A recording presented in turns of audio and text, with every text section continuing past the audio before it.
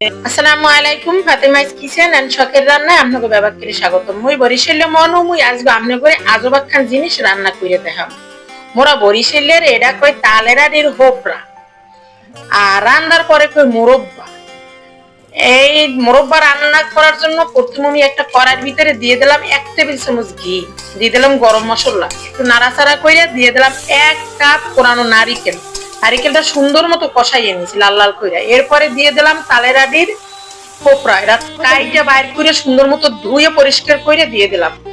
এর মধ্যে দিয়ে দিলাম 1.5 লিটারের মতো গরুর দুধ, দিয়ে দিলাম স্বাদ মতো চিনি, আরো দিয়ে দিলাম 2 টেবিল চামচ গুঁড়ো দুধ।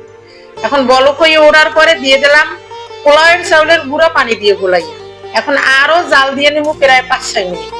5-6 মিনিট রান্না করার পরে এই যে আমার মোরব্বা রেডি, গরম গরম মোরব্বা রেডি। খাইতে কিন্তু জম্মের মজা লাগে, রসের গোল্লার চেয়েও মজা লাগে। আপনারা একবার ট্রাই করে দেখি।